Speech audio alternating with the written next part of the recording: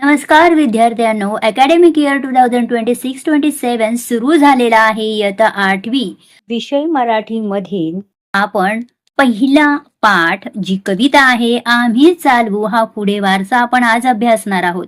मला माहित आहे की आपण या कवितेसंदर्भात व्हिडिओ आपल्या चॅनलवर अपलोड केलेला आहे, परंतु तो फार जुना व्हिडिओ आहे. तेव्हा खूप कमी सबस्क्रायबर होते, परंतु त्या व्हिडिओला तुम्ही भरभरून प्रेम दिलेलं आहे आणि आजही त्या व्हिडिओला खूप चांगले व्ह्यूजही येत आहेत. म्हणून मी म्हटलं की हा व्हिडिओ आपण पुन्हा एकदा बनवायला हवा या विषयावरती, कारण याची खूपच रिक्वेस्ट येत आहे. आजही कमेंटमध्ये विचारण्यात येतं की 8वीच्या मराठी पुस्तकात इतर पाठांवरती तुम्ही व्हिडिओ अधिक बनवा असे सांगण्यात येत आहे. तसेच आपण जे अगोदर व्हिडिओ बनवलेले होते त्यात संपूर्णतः मराठी विश्लेषण देण्यात आलेले आहे. तुम्हाला अजूनही तो अभ्यासायचा असेल व्हिडिओ तर लिंक मी तुम्हाला या व्हिडिओच्या खाली डिस्क्रिप्शनमध्ये देणार आहे. तुम्ही नक्की चेकआउट करा. पण आज आपण हा व्हिडिओ पुन्हा अभ्यासणार आहोत, तो म्हणजे हिंदी एक्सप्लेनेशनसह. त्या अगोदर आपण या कवितेचे कवी जगदीश खेबुडकर यांची इथे या पॅराग्राफमध्ये माहिती दिलेली आहे. ती मी काही पुन्हा रिपीट करणार नाहीये. त्यांचं इथे जन्म, मृत्यू नोंद दिलेली आहे, त्यांचं साहित्य दिलेलं आहे, त्यांना कोणकोणते पुरस्कार मिळालेले आहेत हे सांगण्यात आलेलं आहे. शिवाय त्यांनी या कवितेमध्ये काय सांगितलंय तर गुरुच्या शिकवणीतून सद्गुण अंगी बाणवून सत्कार्य करणे म्हणजे गुरुने दिलेला वारसा पुढे चालू ठेवणे होय. हा वारसा पुढे चालू ठेवण्याचे आश्वासन प्रस्तुत गीतातून कवी देत आहे.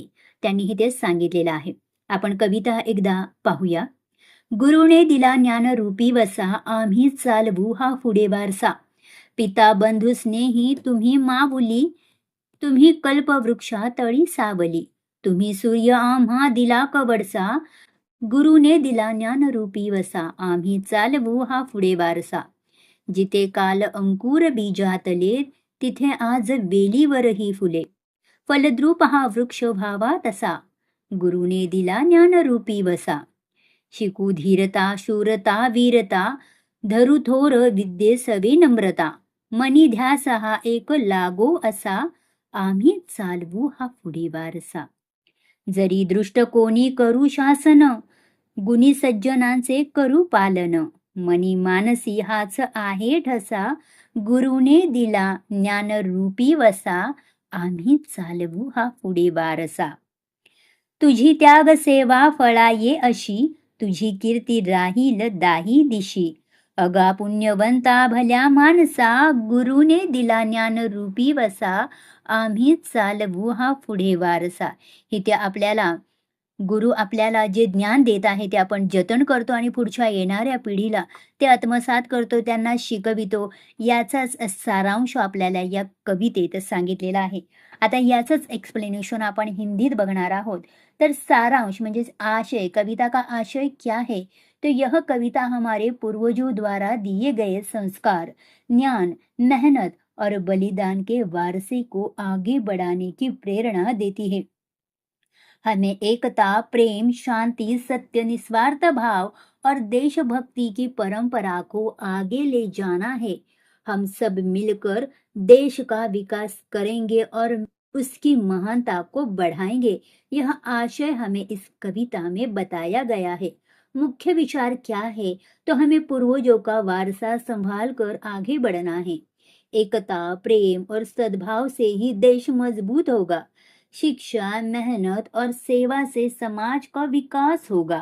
देश ही उन्नति हमारा कर्तव्य है. हम नया निर्माण करेंगे पर अपनी परंपराएं नहीं भूलेंगे. महत्वपूर्ण क्या बताया गया है कि पूर्वजों ने हमें जो अमूल्य धराहोह दिए हैं, यह वारसा हमें जिम्मेदारी के साथ आगे बढ़ाना है. देश के लिए काम करना ही सच्ची सेवा है. शिक्षा और संस्कार से ही अच्छा नागरिक बनेंगे. हम सब मिलकर देश का उज्जवल भविष्य बनाएंगे. इस तरह से हमें इस कविता में जगदीश खेबुड़कर इन्होंने गुरु ने जो हमें ज्ञान दिया है वो संभाल कर आगे बढ़ाना है, यह उद्देश्य से कविता लिखी है, वह बताया है. अभी मुख्य शब्दों का अर्थ हम देखेंगे. वारसा, वारसा का अर्थ है पूर्वजों से जो मिला है उसका दराहो हो. उन्होंने जो बातें सिखाई है, अच्छे गुण बताए हैं, वह सब हमें आत्मसात करना है. संस्कार, अच्छे विचार और आचार, निस्वार्थ, बिना स्वार्थ के दूसरों के लिए कोई भी कार्य करना, उनको मदद करना।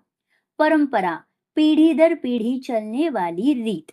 और उन्नति का अर्थ है आगे बढ़ना, विकास करना। तो हमें सरल भाषा में पंक्तियों का क्या भावार्थ बताया है, हम संक्षिप्त में देखते हैं।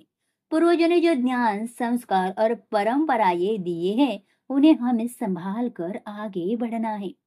प्रेम, शांति और सत्य के मार्ग पर चलकर हम देश को महान बनाएंगे। शिक्षा, परिश्रम और सेवा से हम समाज का कल्याण करेंगे। हम सब मिलकर नया भारत बनाएंगे और उसकी शोभा को बढ़ाएंगे। यह हमें सरल भाषा में भावार्थ बताया है। दोस्तों, आपको अभी अमित सालबू फुडे वारसा या कवितेचा अर्थ मराठीत आणि हिंदीत दोन्हीही लँग्वेजमध्ये चांगल्या प्रकारे समजलाच असेल. तुम्हाला असे व्हिडिओ जर आणखीन हवे असतील तर जास्तीत जास्त कमेंट करा आणि आता यूट्यूबवरती हाईप हा ऑप्शन आलेला आहे. नक्की तुम्ही या व्हिडिओला हाईप करा. थोडी क्वालिटी नक्की चांगली आहे, परंतु थोडा व्हिडिओ शेक होत आहे कारण मी दुसऱ्या हाताने हा शूट करत आहे. लवकर तुम्हाला चांगल्या पद्धतीचे व्हिडिओ पाहायला मिळणार आहेत. आपल्या या चॅनलला नक्कीच सपोर्ट करा. जास्तीत जास्त विद्यार्थ्यांपर्यंत हा व्हिडिओ पोहोचवा. पुन्हा भेटू आपण अशाच एक छानशा माहितीदार व्हिडिओसह. तोपर्यंत काळजी घ्या, अभ्यास करा आणि आपल्या या ऑनलाईन क्लासरूम यूट्यूब चॅनलला नक्की सबस्क्राईब करा. Thank you.